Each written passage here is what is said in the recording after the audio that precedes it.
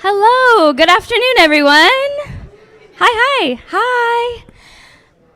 Please join us at the stage if you are at the front of campus, but we'll go ahead and get started for today. If you don't know me, hello, my name is Megan Radford. I lead our general education department, and what that is at Atlas is everything that's not technical. So career development, interview practice, resumes, goal setting, all of that jazz. So it's a lot of fun what we get to do. And we also get to do capstones. Clint Miller was the instructor for this course. He will introduce himself at the end of the presentations, but I'm here to open us up today. I do want to welcome, we have a lot of new employers today, so welcome to Atlas. We're very excited to have you. We had our wonderful trimester 4 students. Some of them take you to your seats today. Hello. So thank you all so much. Welcome back, alumni who are here. So excited to have you, as well as like our employers too. That's so cool. Thank you all for joining us today. These students have worked really hard on this project the last 5 weeks. I'll kind of give you a rundown of what the assignment looks like. The first week is just developing their design documents, determining who their customer is, as well as really like whiteboarding out their ideas and timelines. So they spent a lot of time developing it, but it was a very short amount of time developing it. And then they had 3 weeks of pure coding. They did have the Thanksgiving holiday, which you can imagine that kind of puts a stick in things, but they persevered and got through that. And then the last week, they will have a retrospective. So please connect with them today on LinkedIn. You all have their resumes, and then some of them have QR codes at the end of their presentations, so you can connect with them there. Or after presentations, we will go to our building next door, and we'll have our exhibition hour where you actually get to test and play with all the cool things that you will see today. We have Oculus headsets, apps, and websites to use. I also want to mention for our employers, you all will get time to network with our students right after. We'll hold family, friends, and other students back so that you all have an opportunity because a lot of these students are still looking for positions. So please use that time to talk with them, network, and go through their projects. With that, I would like to introduce our MC for the day. He will be going through this come April of 2025, so please welcome Frank Blation. Hello. Hi, guys. Welcome to Demo Day. We're going to be showcasing all of the beautiful work that these groups of people have done. I'm going to be your host, Frank Blation. Thank you guys for coming out. We appreciate you. We're going to get started with Vital Bites today. Vital Bites consists of Tiffany, Parker, hello, Ethan, and Rachel. There you go.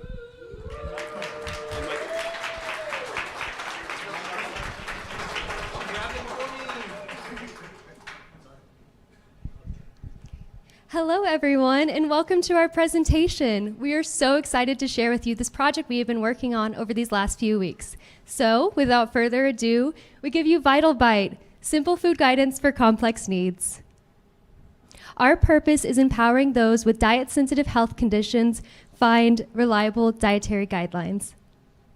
But first, let's meet the team. I'm Tiffany Walker, project manager, UI/UX designer, and front-end developer. I'm Ethan Zalta. I was in charge of the chatbot creation and the Python integration. Hi, I'm Rachel Bradford. I am the front-end captain. Hello, I'm Parker Moore. I worked on the chatbot integration and the backend. And lastly, I'm Michael Moser. I worked on the backend, the user authentication, and the database schema. So at this point, you're probably asking yourself, what exactly is Vital Bite? Well, the idea came to me over the summer when I was unfortunately diagnosed with celiac disease. I found it incredibly frustrating and time-consuming trying to find reliable dietary guidelines. And that's when I realized there's a real need for a platform where individuals can get medical information that they need, find what diet works best for them, and explore recipes and tips all in one helpful place. And that's how Vital Bite was born. And now Rachel's going to share our minimum viable product. Yes, our goal for this life-changing app was to make sure that it's user-friendly and secure. So we wanted to implement a login screen for the user to securely create an account. with the option of Google Authentication to simplify this process. Then we wanted to make sure each user had their own personalized profile. The homepage would present nutritional information based upon the medical conditions that were selected by the user. Now, we also wanted to make sure that the user could conversate with an AI chatbot and then to save those conversations to be viewed at a later time. Now, some additional features that we would love to see this app able to have in the future would be to search for an image and to scan a barcode by the item and to log daily the food that you have consumed. Next, we have Parker with our demonstration. Thank you, Rachel. All right, so a key aspect of VitalBite is catering to each user specifically and personally. So here during account creation, our user is able to select from a current selection of medical conditions. We only have 6 at the moment, and we plan to add some more in the future. So once the user's logged in, they're kindly greeted by the home page. From here, the user can quickly navigate to some other pages, like some informational ones. Each informational page displays a different set of quality information depending on the user's medical conditions associated with the profile. The user's profile plays a crucial role in altering each page to be relevant and specific for the user, such as here on the do's and don'ts, where each diet per condition is accounted for. The user can quickly navigate through core pages using the nav bar at the bottom and even some icons near the top. A focal point in VitalBite's visual design was creating a calming, relaxing environment. We understand that dealing with medical-related hurdles can be frustrating, and with that in mind, we aim to make this app warming and welcoming through soft colors and these friendly fruits and vegetables. So without further ado, we'll also have Ethan talk to us a little bit more about the demonstration. One of the most difficult parts of any dietary restriction is figuring out what you can and cannot eat. We designed this food analyzer to allow the user to input any food or ingredient and quickly see whether that food is safe, unsafe, or caution is advised while eating that food based on the user's dietary needs. The next item that we added to our app is this AI chatbot. The AI chatbot is able to create recipes for the user, give lifestyle advice, or even answer general questions, all based on the user's dietary needs. In this case, the user is asking for a recipe. The recipe is then saved to the recipe cards inside of the user's profile. Inside the recipe cards, each recipe comes with a preparation time, instructions, as well as an ingredients list, and the ability to delete unwanted recipes. The recipes are searchable or in the order that they were created. Personally, my favorite part about this application is that I can get recipes that are tailored for me without even having to read pages and pages of some blog writer's life story just to get to a recipe. So here we can see the user has multiple recipes now, and they are indeed able to search through the recipes. The next feature of the AI chatbot is the lifestyle tips. The user is able to ask the AI things like, how can I make grocery store runs easier for me? Or what do I do when I go to a restaurant with my dietary needs? The AI answers in full in the chat, and then it also saves the lifestyle tip to the lifestyle tip cards inside of the user profile, where the user can go back and see the cards. Similarly to the recipes, the lifestyle tip cards are searchable and in the order that they were created. Finally, in the user profile, the user can add or remove dietary preferences as needed, and this is immediately applied to all the other functions of the application. Next, we're going to have Michael present to us the tools we used, as well as the challenges we faced in the build. Okay, so it's time for some more technical stuff. Just hold in there. All right, so as we mentioned earlier, we wanted to use Google Authentication in this application so that it's easier for new users to sign up without having the hurdle of going through making a new username and password. This was our first time using Google Authentication, so it was a lot of fun to learn all the ins and outs and to put it into the application. We used React to create this app, which is a JavaScript library that we focused on in the last trimester here. We used OpenAI to make the chatbot and the ingredient analyzer. We used Vercel to deploy the application, and that's also where the database is held. And we used CSS, Tailwind CSS for the styling. We used Monday and Slack for project management and communication. So some challenges we ran into, first of all, was how to save the chat conversations. The chatbot and the application are two completely separate entities, and of course we want to be able to pull the information from the chatbot. So we found a way to do this by making the chatbot reply in a specific structured format so that it can be saved to different tables depending on the data that's being sent, like a recipe or a lifestyle tip, and then pulled from the database depending on the user and what the page they're on. But then we ran into the problem of connecting the Python with the JavaScript because we've never done that before. Parker and Ethan worked together to figure out a way to deploy the chatbot. They tried using Vercel serverless functions. That didn't work, so they ended up hosting it on Google Cloud Console. And then lastly, Google Authentication. I tried to implement Google Authentication after we already had some dummy data in the database, and our database was using integer IDs for all the users, which doesn't work with Google Authentication. They have to be a string ID of a bunch of random letters and numbers. So I had to redo the database schema, even with data in there, and we were able to save all the data, redo the schema, and it worked out in the end, thankfully. Next, Ethan is going to tell you guys about our overall project objectives. So we came at this project really wanting to help make the life easier of users with dietary restrictions. And one feature that we thought would be the most helpful was an AI chatbot where the user could ask specific questions to the chatbot and it would know exactly what their dietary restrictions were. Well, to make this chatbot more useful and more helpful for the user, the chatbot really needed to be able to save the recipes, the lifestyle tips, and the chat context so that it wouldn't repeat itself and it would actually give the user more further information that would be helpful. Finally, we all have experience of building apps in either JavaScript or in Python, but not necessarily the combination of the two. So we wanted to try to integrate those two together in this application while still giving the user a seamless experience. This allowed us to build modules such as the AI chatbot and some database operations inside of Python and integrate it immediately into our JavaScript website. Now Tiffany is going to conclude for us. This project has been incredibly rewarding, and I am so glad that this team and I were able to bring VitalByte to life. Please join us next door during the exhibition hour to try out VitalByte for yourself. And in the meantime, please follow our team on LinkedIn and GitHub. Thank you so much.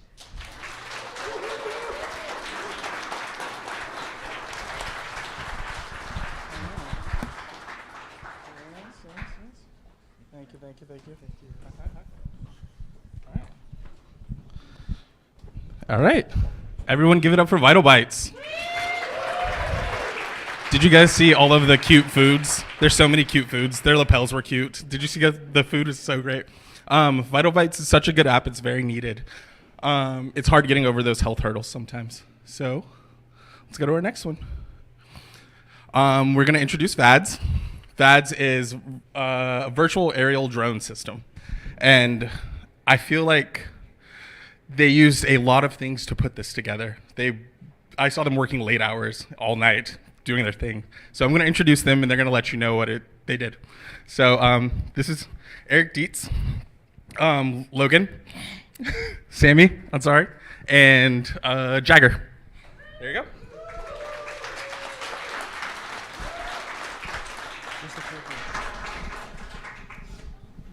All right, well, hello and welcome everyone. We're glad that you can make it to this demo day.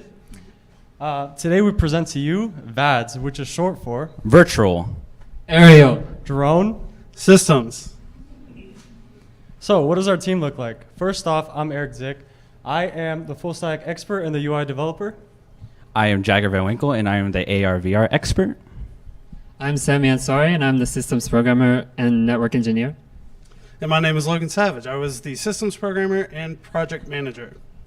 So what is our purpose? The aim of the VADS project is to be a seamless, intuitive, easy-to-use drone piloting and remote monitoring system that utilizes several different tools, technologies, and frameworks in order to provide a unified app for both drone hobbyists and VR enthusiasts. So Jagger, would you like to tell us some of the features that we have? Of course. So some of the features that we have are an Electron application featuring live data, GPS flight data, video storage, and settings management. To accompany with that, we have a Raspberry Pi that is the brains of our operation, followed by a Navio 2 hat to gather data and serial port communications. And last but not least, the fun part, the VR application that streams a live video feed into the VR headset while controlling the drone with VR inputs. And here we have a demo video prepared.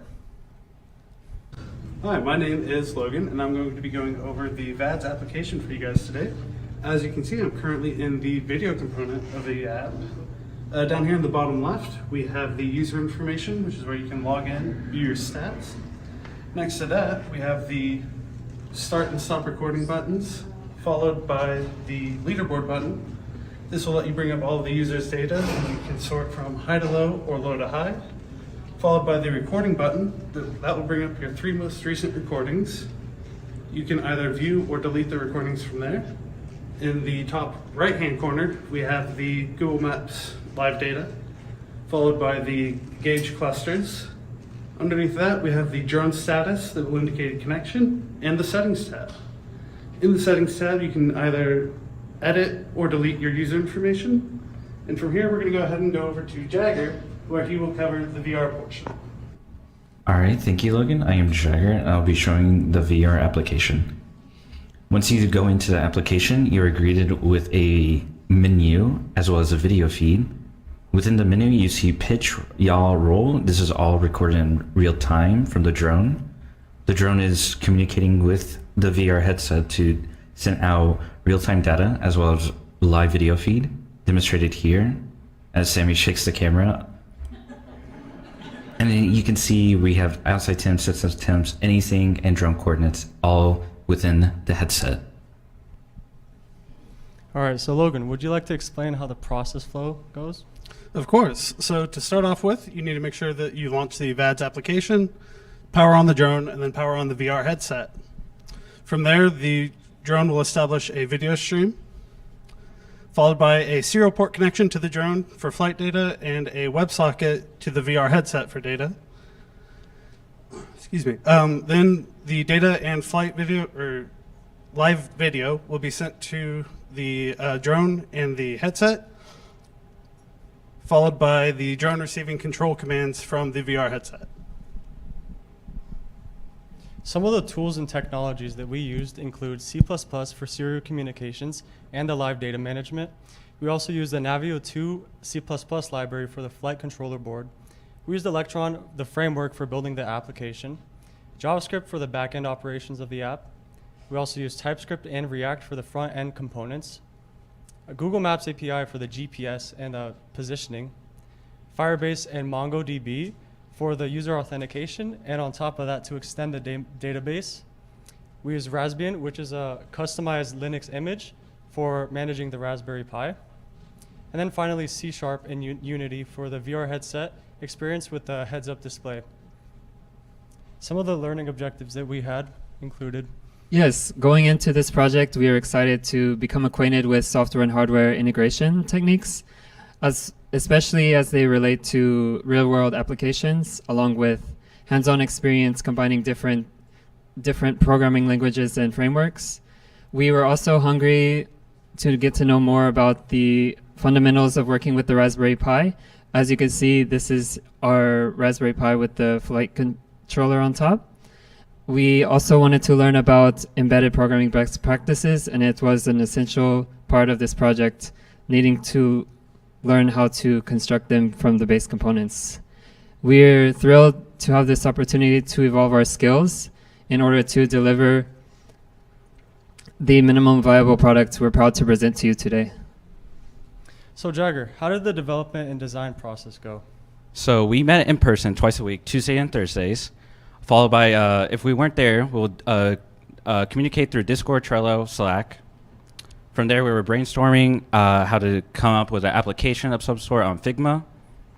We researched the data and transfer protocols like WebRTC and HLS. Setting up the VR handling to support live stream, video feed, as well as VR inputs. Setting up the Raspberry Pi and Navio to communicate with one another. Shopping for drone components to see if they're compatible. And then lastly, creating the application in Electron. So like everyone knows, we go to a software school where hardware is not taught here. So we had a lot of challenges that we experienced. So Logan, would you tell us some of the challenges that we faced? Yeah, I'd be happy to. So one of the big ones that we faced were drone components. We needed to make sure that we had compatible hardware. One example of this is we had an electronic speed control that was not compatible with our flight controllers. So mid-project, we had to order new ones. and get those to work. And of course, we also had some shorts happening, as you can see with Eric here. And then the scope of the project. So when we first started out on paper, it looked fairly simple. We quickly figured out it was a very large project, and we had to cut a bunch of features out to get it to a manageable level. And then from there, establishing as low latency as possible video connection for the camera. We experimented with different protocols like HLS and WebRTC. And then we needed to make sure that the Raspberry Pi and the Navio hat had as up-to-date firmwares as possible that were still able to communicate. So that was another issue. Writing a custom serial port. So initially we started out with a WebAssembly build of an open source software. That didn't work, so then we moved over to a Mavlink protocol before eventually figuring out that that also wouldn't do what we wanted. So we settled on writing custom serial port communications and WebSockets. And then the Navio 2's actual hardware. The creators of the Navio 2 hadn't updated it since 2018, which in tech terms is a very long time. So it ended up costing us some issues. For example, we had our first camera, the lowest possible firmware was too high for the highest level of the Navio. So we had to switch to an older model to get those to communicate. And then creating the Electron app. So Electron is not something that is actually covered here at Atlas. So it's something that we had to learn as we were building it and working with it.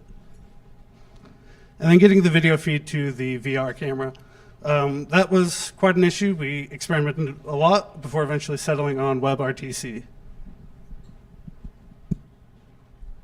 Thank you for coming out today. You can scan this QR code to connect with us on LinkedIn and follow us on GitHub, as well as learn more about the VADS project. We look forward to seeing you next door following the presentations. Thank you so much.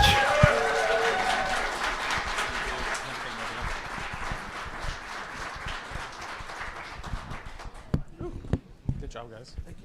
Yeah. Everyone give it up for VADS.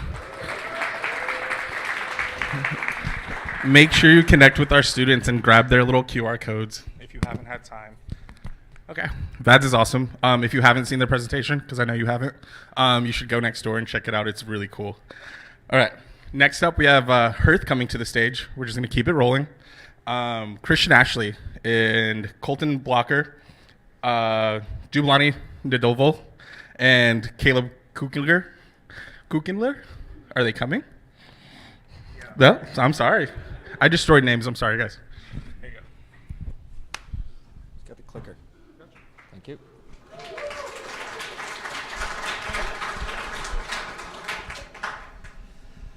All right. This is Project Hearth. My name is Christian Ashley. I'm a mixed reality developer and have served as project lead. I'm Jabulani Ndlovu. As the member who specialized outside of Unity, I specialize in absolutely everything outside of Unity. My name's Cortland Blocker.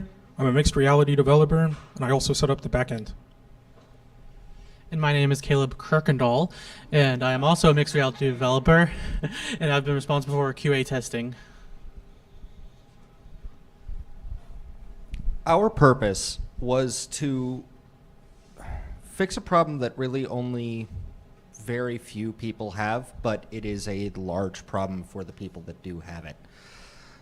I don't know how many people here are neurodivergent. I don't know how many people here may or may not be autistic. The fact is, you never really know until you're told.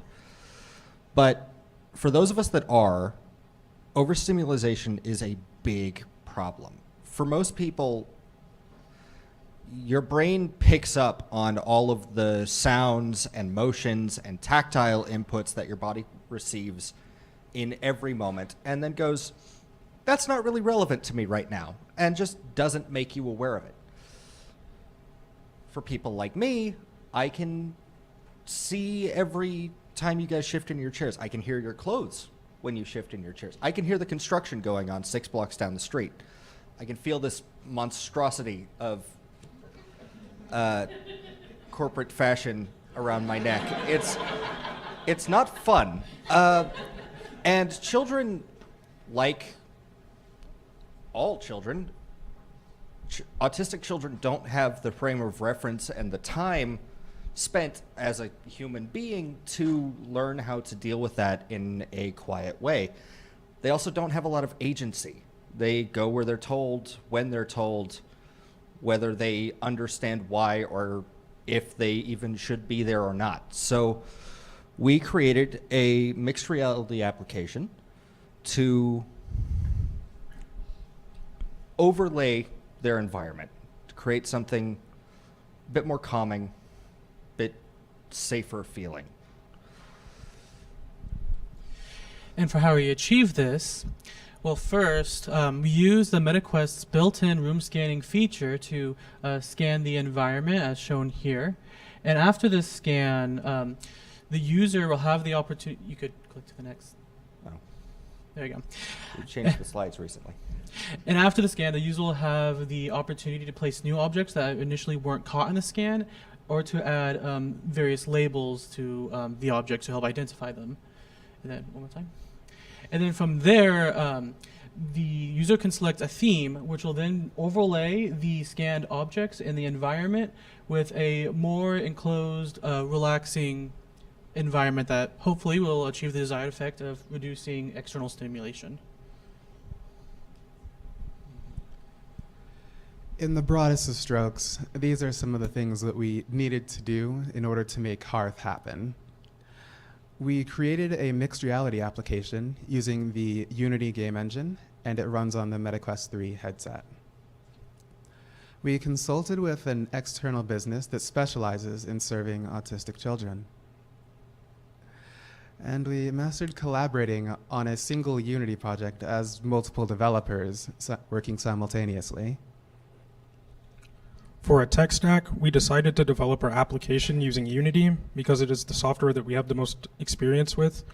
We also integrated the Meta Software Developer Kit because it contained all of the functionality that we needed in order to make a mixed reality experience. For collaboration, we used Slack as well as meeting up twice a week, Mondays and Wednesdays, to ensure that the development process was running smoothly, and we documented all of our features that we added into an update log on Google Docs. Throughout the development process, we faced a lot of difficult challenges, but one of the problems we were able to solve involved creating an interactive user interface for a mixed reality experience. We also had a lot of difficulty getting the correct orientation of our models over their real-world counterparts. And lastly, due to an unintended interaction between the OpenXR toolkit and the Meta Software Developer Kit, we were only able to build our application to the Quest systems. In the earliest stages of planning, we defined our minimum viable product for success, being able to identify a single stationary object and overlay a placeholder asset on it. We accomplished much more than that.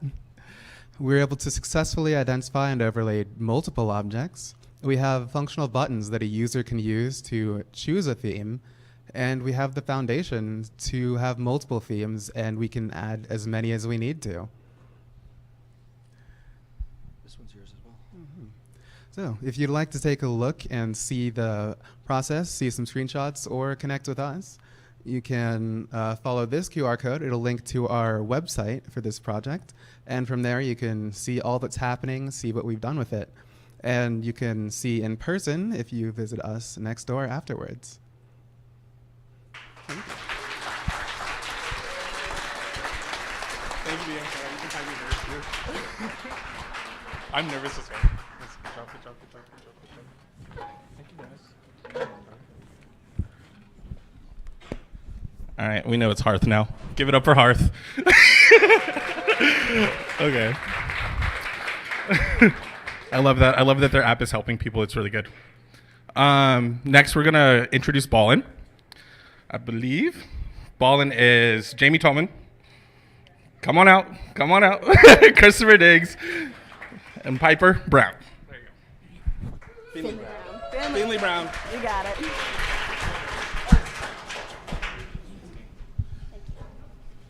All right, everybody. Hello and welcome. We are partnered with Ballin AI. We're the one group that we are associated with a company, and so we were given a job in order to make an evaluator's profile based off of a wireframe they provided for us.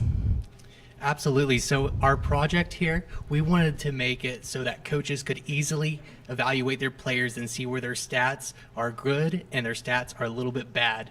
We want to help them improve these stats in all of the aspects. Let's go ahead and meet the rest of our team here. Hello, everybody. I'm Piper Finlay Brown. I'm the coach of design. And I'm Christopher Diggs. I'm the React Center. And I'm Jamie Toman, the Power Forward developer. And I'm going to start us off by talking about why Ballin AI chose Atlas students for this project. They wanted to give us real-world tech experience before we graduated, which is greatly needed, and it was a definite learning experience that we enjoyed. And they wanted to showcase our talents in code, effective business management, and time management outside of our usual school environment. Now to Piper with our features. All right, and some of the features that our product has is being able to take an AI evaluation, i.e. they have an AI that allows us to calculate player information.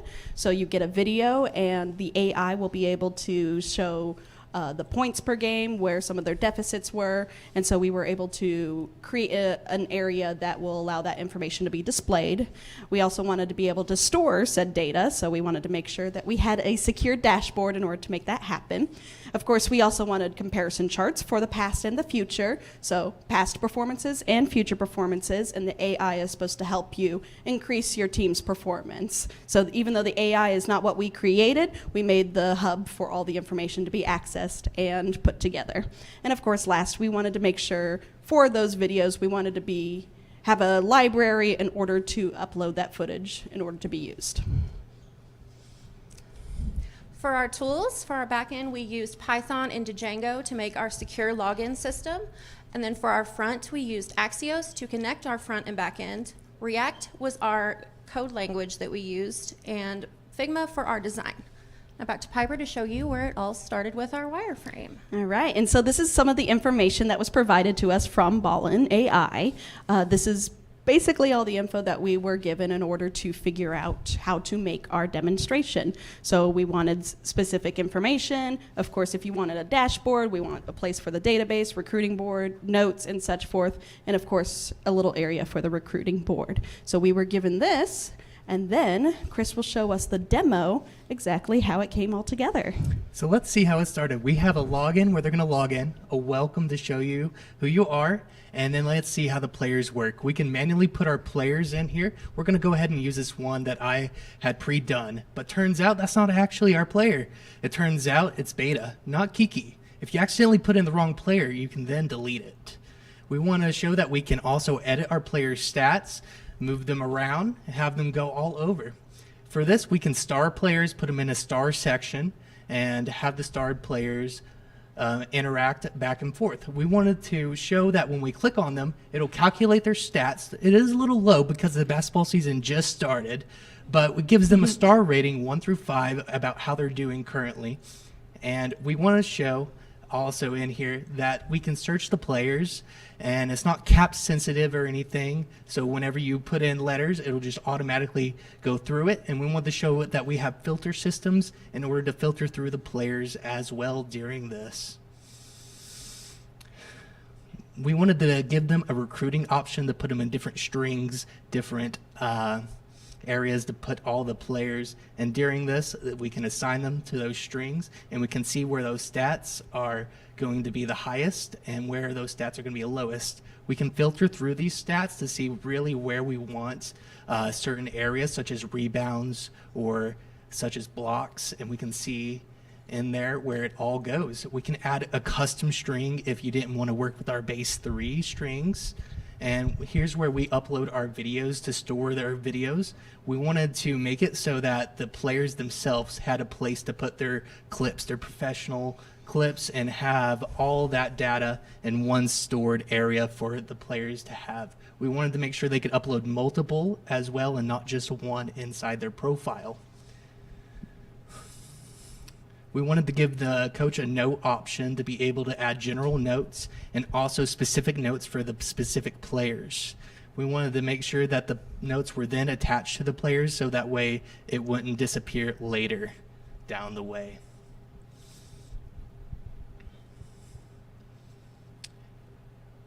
And this is where you will put in your video, and the AI will then analyze the video and see how it goes. It will take those the data and put it on your dashboard here, where you can see where all your data lies and how to improve yourself. And to round things out, you'll click on your profile and you're back at the home. Thank you. All right. All right, I love that demonstration video. I think it came out really good. So I'll be able to talk about some of the challenges we had with making said video. So one of the first things, one of the challenges we had was being able to store those videos and the player information. If any of you are coders out here, you understand that storing information is a little hard. So that was one of our challenges that we had, was storing said information. And of course, just like any other challenges, there's 3 of us, so we had to work around each other's schedules. Just like all of us, we are all graduating, so we had a lot of different stuff on our plates, so being able to work around our schedules is definitely a challenge that we had. Another challenge that we had was working with an industry standard development process. So that means that the company gave us naming conventions and also organizing conventions, i.e. we couldn't make our own folders and files up to our names all nice and pretty. And they also gave us 7 different branches in a GitHub repository to work through, so we had to work through it through their own process, not to our own liking. And of course, one of the last challenges we had was having the predetermined tech stack, i.e. we had languages that we were not completely versed in, so we were able to learn more about that language and then have a product as a result. During our time learning through the Ballin AI experience, we came together to create a database where the coaches can store their information and where our players can then see how they're doing in their stats. All together during this time, I want to say we hit all our learning objectives for getting the web application all together. And Jamie, if you wouldn't mind, will you close us out? Thank you all so much for coming to our presentation today, and special thanks to Ballin AI for letting us be a part of this project. To connect with us, you can scan this QR code for our GitHubs and LinkedIns, and we're excited to see you next door for Expo Hour.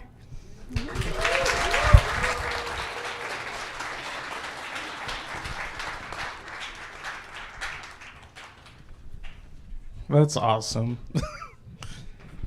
What a beautiful app. Okay. Give it up for Ballin one more time, guys. Thank you. Thank you. Feeling better. Okay. Boop, boop. Next up, we have Live Frequencies by Amir Colbert. If he wants to come out, that would be cool. Thank you. Thanks, buddy. Here you go.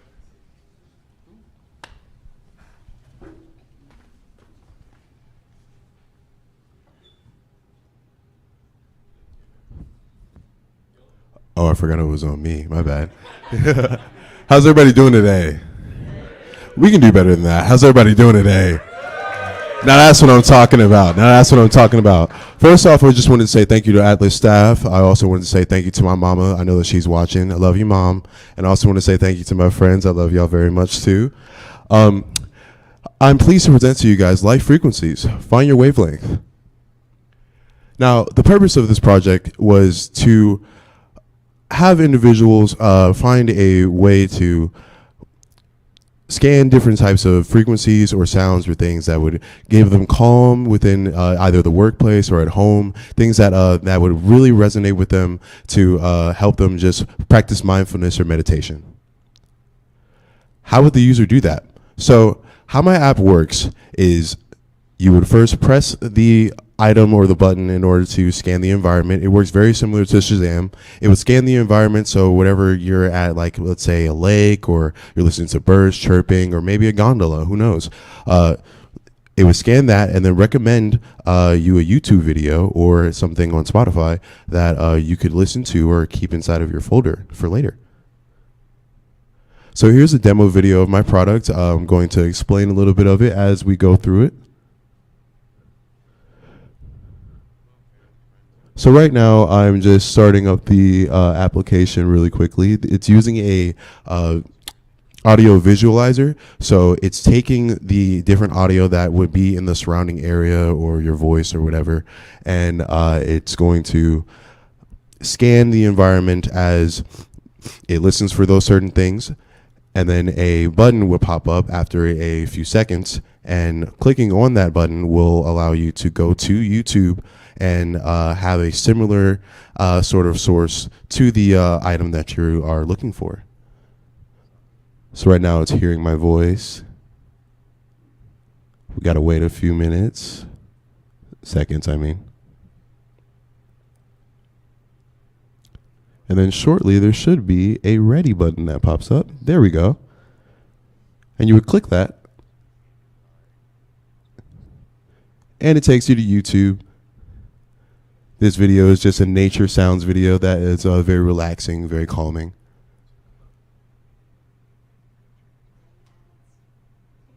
Nobody likes ads. So some of the tools I utilized to create this project would be Unity, specifically 2022.3.30. I also used a Visual Studio Code, and I also utilized GitHub Desktop.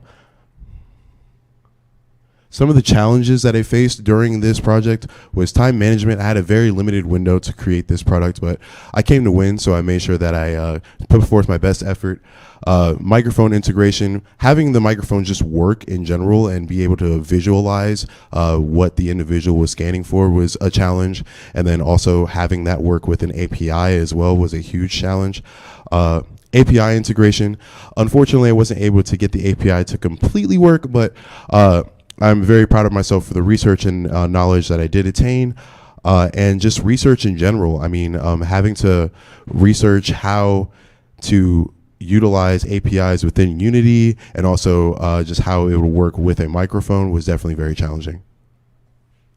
Some of the learning objectives that I had for this project were how to learn to use APIs and databases within Unity, how to integrate a microphone within an existing project, also how to figure out the best approach for scanning for those certain things. There's multiple different APIs that you could use. There's a Shazam API and there's also a YouTube API. I was partial to the YouTube API just because there's more options. And then to learn which frequencies and such would be best for meditation, also which sounds, whichever things that people like. Some of the stretch goals I have for the further development of this app would be to specifically use a YouTube API within the app to integrate that a little bit better, to improve the design, such as the different types of buttons and UI and different color scheme, to add more features such as explaining different things about mindfulness and meditation, and also just in case people are new to meditation, to give them an introduction to what meditation is, what mindfulness is, and how that'll help them within either the workplace or at home. Thank you folks very much. You guys can find me on LinkedIn, or you guys can look up my GitHub information via these QR codes. Thank you guys.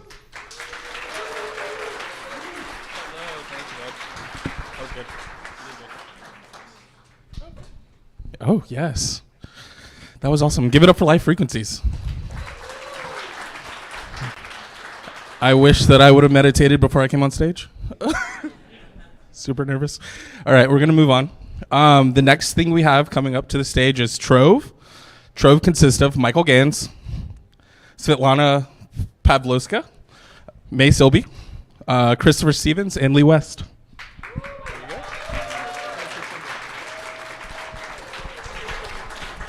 Good afternoon, everyone. Welcome to our presentation, and thank you so much for being here. I'd like to introduce our team for Trove. Let's learn together. My name is Michael Gans. I'm the project manager, UI UX designer, and mobile development. My name is Svetlana Pavlovska. I'm the front-end architect and web developer. My name's Chris Stevens. I'm one of the back-end developers and was responsible for database design. My name's Lee West. I'm the other back-end developer, and I was the testing subject matter expert. My name is May Sibley. I'm a full-stack developer, and in this project, I also did some front-end. And up there in the top right, you'll see our mascot, Cash, and he's going to help us through our presentation today. So what is the purpose of Trove? With Trove, we wanted to create an application that expands access to financial education. We wanted to give children a safe space to learn and to make mistakes in an environment where those mistakes were less impactful. We additionally wanted to empower parents to engage with their children and help instill with them a sense of confidence in their financial decision making. Finally, we wanted to develop a tool that parents could use to help keep track of their children's spending habits, their allowance, as well as their financial literacy skills. Next, we'll go to Michael to talk about what you can expect from Trove. So what is Trove? Trove comes in two parts, a web application and a mobile application. The web application is a UI for the parents where they can create profiles for their children. They can go to the Learning Center and engage with their children and learn important lessons like what is a loan, what is interest, why I should make a savings account, how I can pay bills, what are taxes and withholdings, and then general financial information to really round out that education. The mobile application is a application for children where they can take independent stance and see their checking, savings, and loans. They can send transactions to their siblings, and they can brush up on lessons. So let's see it in action. First, we've got a landing page. We've got some advertisement. We've got a banner with cash. We've got mobile advertisement with some keywords to show what the thing is about. We've got a footer that shows about the artist who designed Cash, our mascot. And finally, we can log in with either Google or email. Here, we're using Google authentication to log in, but I don't have any kids, so when it loads, I don't have anything right now. So let's see what it looks like when we load a profile that has children built in already. So we're gonna go ahead and sign in. And then we're gonna use our super secret secure password that's definitely not 123456. We're gonna remember that password and we're gonna log in. So here you can see cards that display every child. You can see their checking account, their savings goals, loan repayments. You can see transaction history and filter it to see how they're doing.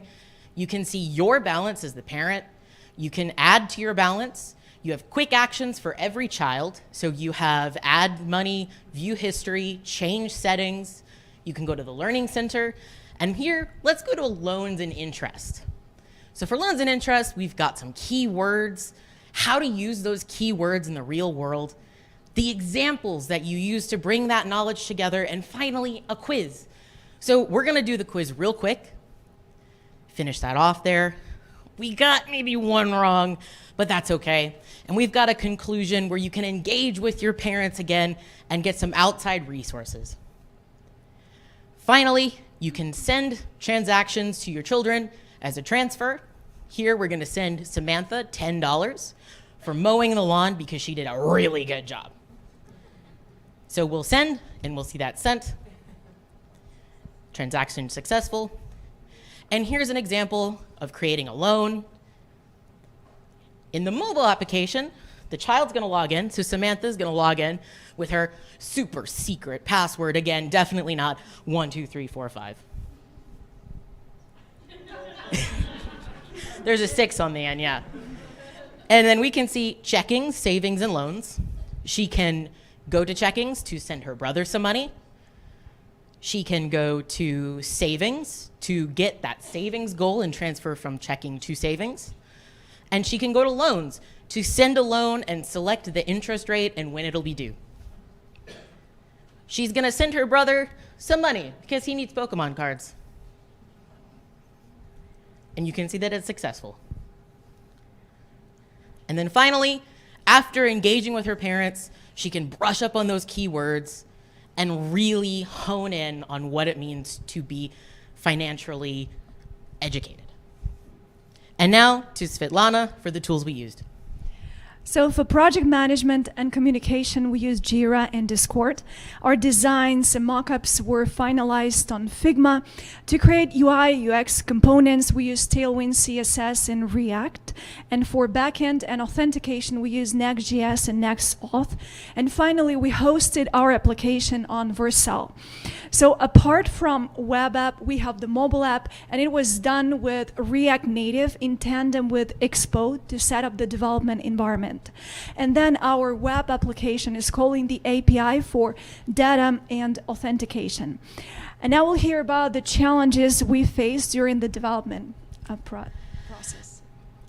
Working with the sensitive financial information, it's necessary to implement a high-level authentication and data safety.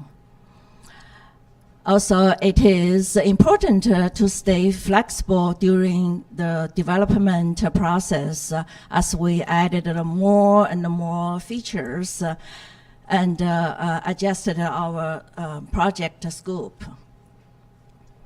We needed to create a cohesive brand and design that appeals to adults, young teens, and children. Last but not least, we had to unify our vision so we all can stand in the same page. And also we could focus on developing, building MVP we all could be proud of. Now Lee will tell you what we learned in this project. Thank you, May.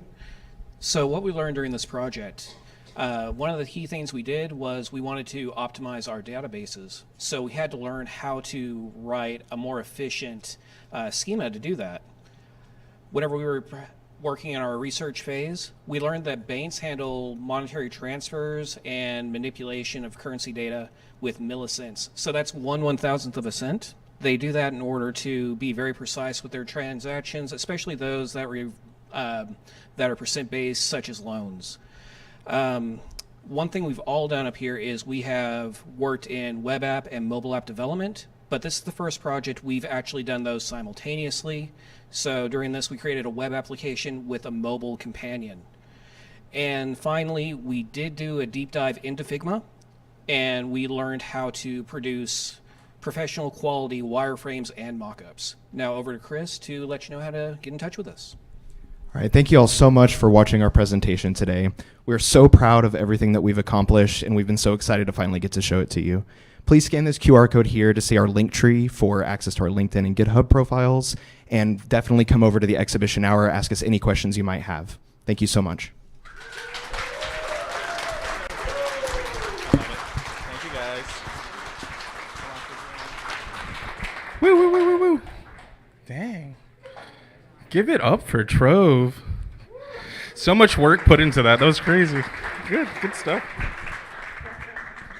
Beautiful. If I had kids, I don't. But if I did. All right. Next up, we're going to do Yard Hopper. Yard Hopper consists of Chris Gillis, Allison Binger, Mark Tipton, Mariah Vargas, and Kier McAllister. Woo! Thank you. Thank you. Hi, everyone. Welcome, and thank you so much for coming to our demo day. Let's talk about shopping locally. We all know the effects that shopping locally has on the environment as well as the local economy. We all also know someone who loves a good hunt of a garage sale. What if there was a better way to find those treasures both in your neighborhood as well as across town? Allow us to introduce Yard Hopper. Yard Hopper is a platform that connects communities through local sales. We've simplified the process of finding and promoting your very own weekend sales on a single platform. I first had this idea about a year ago. I knew there just had to be a better way to go about doing this. Before we get into how we made it better, let's meet the team. My name is Mariah Vargas. I'm a front-end developer as well as a project designer. Hello, my name is Kier McAllister. I'm the front-end specialist and UI UX designer. I'm Chris Gillis, project manager and front-end developer. I'm Mark Tipton. I worked on full-stack integration and back-end development. And I'm Allison Binger. I'm the database architect and backend specialist. Before we wrote a single line of code, we wanted to better understand what our users would want from this application. So we issued a survey and gathered that data to understand their habits, their wants, and their needs. We formed a SWOT analysis. We identified that our strength is that we could build a mobile platform with a diverse item interest. We knew that people like all kinds of items. Our weakness we identified is that Our weakness we identified is that we had infrequent visits. People may not be using this app so much throughout the week, but more so on the weekend when they're looking for those sales. We had an opportunity, though, with a younger demographic, it being a mobile app, but we recognized our threat. We knew that there are other apps that are similar or people may use to find their listings. So we developed a plan. We knew that we wanted to build features around our users and what they like. We also researched our community engagement strategies, and we created user personas of different ages and backgrounds, and we kept those users in mind the entire way. We also knew that this is a niche market, so let's develop a niche app for them. Chris is going to tell us about what we built. All right, so like Allison mentioned, we really wanted to keep our users at the forefront of our minds when we developed this app. So we created a quick sign up to where our users can log in and see active listings within seconds. The detailed sales listings within the feed can be toggled to be viewed in a list or a map. And those listings have details in them like titles, descriptions, categories, even subcategories, and of course, pictures. Geolocation service was huge for us. We knew that we wanted our users to be able to find those relevant sales that were close to them. And last but not least, we wanted to make sure that our clients had secure data. So we utilized encryption data services to do just that. Now let's take a look at the UI UX. When it came to the design process of our application, I wanted to keep it clean and bold. I thought, when I was designing the logo, I wanted to create a simple yet familiar design so that the users knew what the app delivered before even downloading it. So with that, let's check out the app. Upon logging in, the user is brought to the Explore page where they'll see listings in their area. They can toggle them open to see the descriptions and categories. They're also able to save them for later. We also feature a map view so that users can see the pins of the sales that are closest to them. And if a user would like to host a sale, they can do so by adding a listing, by selecting a number of the categories or subcategories that we have within our database. They can then go to the next page to autofill their location with geolocation services. They can also give their sale a title and a short description if they care to. They can also select any dates or times that they would like to list their sale. And finally, they can upload an image if they have any available upon creating the listing, or they can hit skip, which will automatically post their sale and redirect them to the Explore page. If they go to the profile page, they can view their saved listings, they can make any adjustments to their sale that they have listed, or change any account information. So with that, let's take a look at the tools that made this a reality. We used some new and familiar tools to work on this project. We used Figma to create prototypes, React Native and Expo for front-end development. We built an Express API. We chose Firebase to handle user authentication and data storage, and we used GeoAPI-Fi for geolocation services.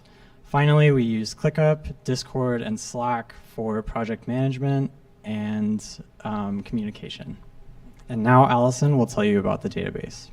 So when we first got started, we didn't have data that already existed, so we needed to create it as we went. With that, when you're creating your own data for any kind of mock or a server API, it can change as we go. So we wanted a scalable and modular approach to our backend. So we built a data map. The data map helped us understand what the client needed to do within the app itself and what the backend needed to do to handle that information. We were able to locate where we needed to collect the data and what kind of data we needed to collect as well. We also were able to identify our third-party services that we needed to incorporate. We're happy to say that this implementation is live. This is how we actually built our app from the beginning, which is a great success, but with every project there are challenges. Let's talk about some of those. Coming into this project, we knew version control management was going to be a challenge that we faced. This is by far the largest project that we have worked on today as far as scalability and team member wise. To ensure code reliability, we implemented rules within our GitHub. For instance, any push to main requires the eyes of all 4 other developers looking at that code and approving it. I think Allison would be very, very proud of all of us and how much we have learned. Integration was another big challenge for us. We built the front end and back end separately, and while we did use mock data to simulate API calls while building the front end, we didn't anticipate all the ways that that data would be used, so we had to rework a lot of components during integration. Finally, geolocation services did prove to be an issue.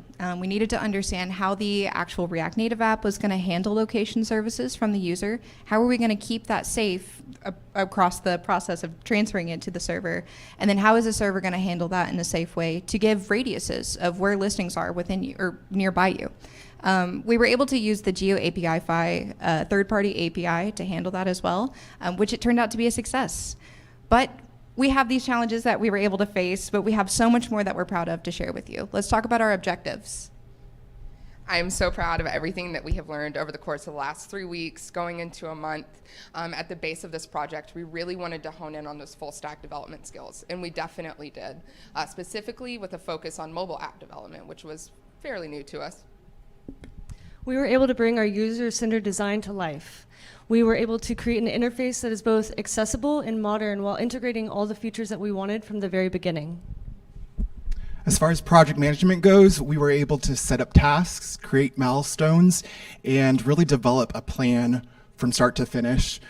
Here at Atlas, we're heavily indoctrinated with Scrum methodology, so we utilize that in our project, which worked really well.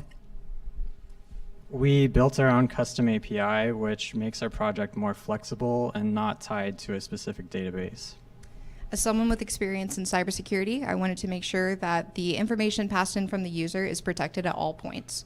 So not only is it protected between the HTTP traffic from the client to the server, but the server itself has encryption methods and hashing methods to be able to keep your data safe. With that, we also wanted to give the users the right to manage their own data and make sure that they have the right to delete anything that they don't want there and there is no trace of it. With that, thank you so much for attending Demo Day. We're so happy to see all your faces next door in a few moments, and you can scan this QR code for our link tree. Thank you.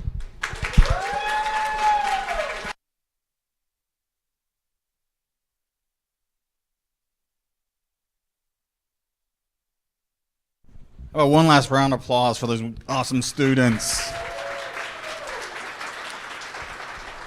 So my name is Clint Miller, and I've had the pleasure of being their general education instructor over the past year. And over that time, I've actually got to work with Frank Blation, our wonderful MC. Thank you for your assistance tonight, sir. The students cannot thank you all enough for your support and coming out today and going through their process with them. I know a lot of the friends and family know the time they've spent on this and the heartache they've gone through, and we really, really, really appreciate that. At this point in time, we would like to offer our employers to go ahead and have your go right now to, you'll have 10 minutes of one-on-one time with our students, so that way you can ask all the questions you want and get to know their products even more deeper. You can just go out the front door and straight across the way you came in. Thank you all for coming out. Friends and family, just wait about 10 minutes or so, and then we'll let y'all go over there and y'all can enjoy the product or the projects with them. Students, T3, 4, 2, if y'all are free to go or more than welcome to join us next door for the exposition hour here in 10 minutes. And again, thank y'all so much for coming out and supporting these students.